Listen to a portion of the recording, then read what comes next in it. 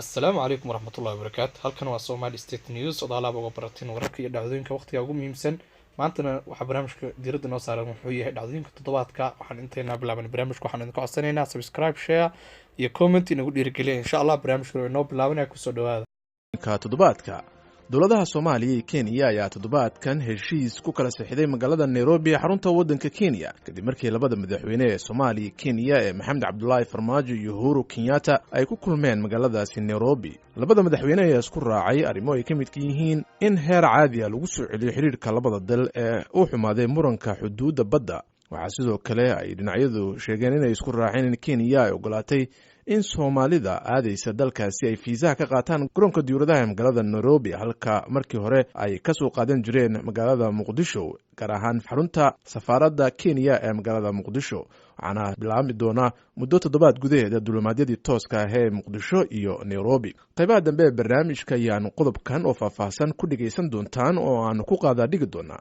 xildhibaanada baarlamaanka Puntland ayaa toddobaadkan waxay gudoomiyaha baarlamaanka Puntland u doorteen Abwaan Cabdirashiid Yuusuf Jibriil. gudoomiyaha cusub ee la doortay ayaa hore uga tirsanaa maamulkii madaxweynihii hore ee Puntland Cabdiweli Cali Gaas. doorashadiisa ayaa timid toddobaad kadib markii mooshin xilka looga qaaday gudoomiyihii hore ee baarlamaanka Puntland Cabdixakiin Dhoobo Daareed oo sheegay in xilka qaadistiisa sifo sharci darra loo maray oo aan aqbalaynin. gudoomiyaha cusub Abwaan Cabdirashiid Yuusuf Jibriil ayaa ka hadlay madashii lagu doortay.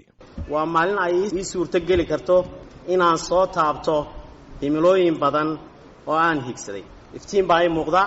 waxaan arkaa midnimada Puntland oo lama taabtaan ah. waxaan arkaa dhulka Puntland oo aan cadow ku soo dhiiran karin. waxaan arkaa shacabka iyo dawladda Puntland oo iyaguna isku aragtiya meel uga soo wada jeesta ilaalinta dhowradda sharafta shacabka ee dalka Puntland. mudanayaal iyo marwooyin, anigoo dhowraya dastuurka dawladda Puntland, shuruucda dalka iyo horsaadka golaha, ayaan haddana waxaan ku dadaalayaa inaan dulqaad, odaytinimo, isu celin iyo isu tanaasul ku hogaamiyo golaha. kaasi waxa uu ahaa gudoomiyaha cusub ee baarlamaanka Puntland Cabdirashiid Yuusuf Jibriil. magaalada Boosaaso toddobaadkan waxaa ka tagnaa xiisad kadib markii kantaroolka magaalada ay ku dagaalameen ciidamo ka tirsan kuwa Puntland iyo maleeshiyaad ka soo horjeeda oo ay weheliyeen qaar ka mid ah ciidamada daraawiishta Puntland oo la sheegay inay gudood ahaayeen. odayaal taageersan maleeshiyada ku lugta leh iskahorimaadkan ayaa eedeyn u jeediyey dowladda uu hogaamiyo madaxweyne Siciid Cabdullaahi Deni.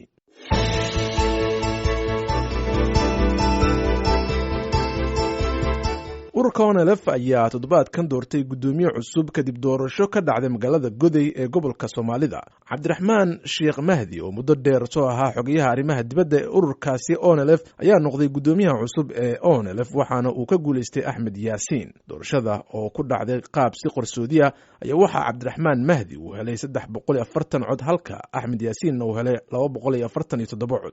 Cabdiraxmaan Mahdi waxa uu bedelayaa Admiral Maxamed Cumar Cismaan oo xilkaasi ka fariisanaya kadib in ka badan 20 sano oo xilkaasi hayay. guddiga khubarada qaramada midoobay ee Soomaaliya ayaa toddobaadkan bixin sanadeedkooda 2019 ay toddobaadkan soo saareen waxa ay ku sheegeen in xiriirka sii xumaanaya ee dowladda dhexe ee Soomaaliya iyo dowlad goboleedyadu uu halis dheeraad ah uu ku yahay xasiloonida waddanka Soomaaliya. warbixinta guddiga ayaa lagu sheegay in xiisadda labada dhinac ay uga sii darayso isku dayada ay dowladda federaaliga ay ku doonayso inay ku hagto natiijooyinka ka soo baxaya hanaanka doorashooyinka maamul goboleedyada sida Jubbaland, Puntland iyo sidoo kale doorashadii maamulka Koonfur Galbeed. go'aanka dowladda Soomaaliya ay ku xirtay musharax Mukhtaar Roobow Abu Mansuur ka hor doorashada Koonfur Galbeed ayaa warbixintu waxa ay sheegtay inuu dhaliyay dibadbax ballaaran oo ka dhacay magaalada Baydhabo bishii December ee sanadkii 2018. dibadbaxyadaasi ayaa intii ay socdeen ciidamada ammaanka dowladda federaaliga iyo kuwa Koonfur Galbeed waxa ay dileen 15 qof oo shacab ah sida warbixinta lagu sheegay. warbixinta ayaa sidoo kale lagu sheegay in doorashada Koonfur Galbeed ay hareeyeen eedeymo ku saabsan laaluush iyadoo xildhibaanada maamulka uu midkiiba helay lacag u dhaxaysa 20,000 ilaa 30,000 oo dollarka Mareykanka si ay u doortaan musharax ay dowladdu doorbidaysay.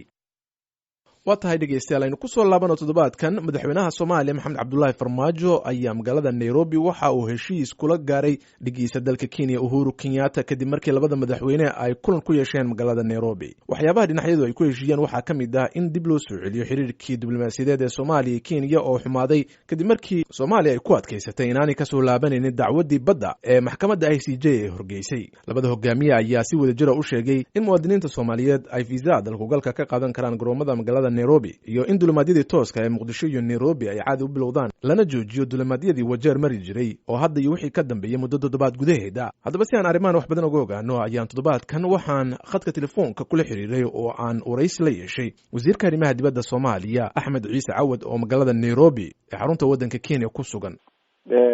waxay ka wada hadleen xiriirka labada dan iyo labada ummadood oo walaalaha ah, waxayna ku heshiiyeen in xiriirku loo soo celiyo sidii hore uu ahaa intii aan gumagumada waayahan jirtay aysan bilaabmin,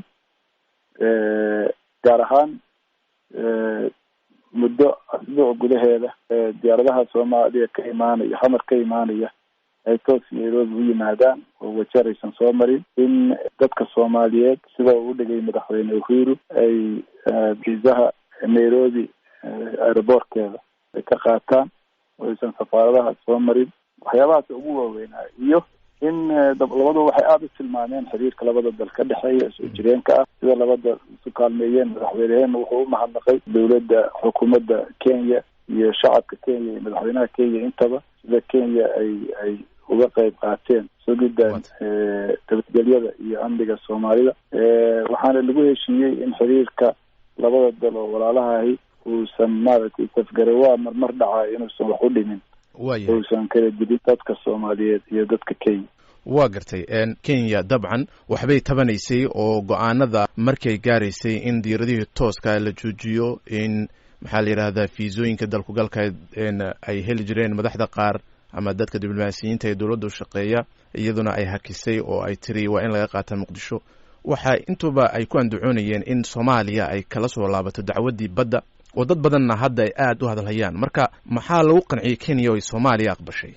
badii kayskii badda yeelay baduu jiraya, madaxweyneheenuna wuu si cad buu u tilmaamay in aysan arrinta badda khilaafka badda ku saabsan oo maxkamadda jiraya uusan xiriirka labada dal uusan xumaynin. iyadoo arrintaa la og yahay ayaa lagu heshiiyey in labada dal xiriirkoodu uu caadi noqdo.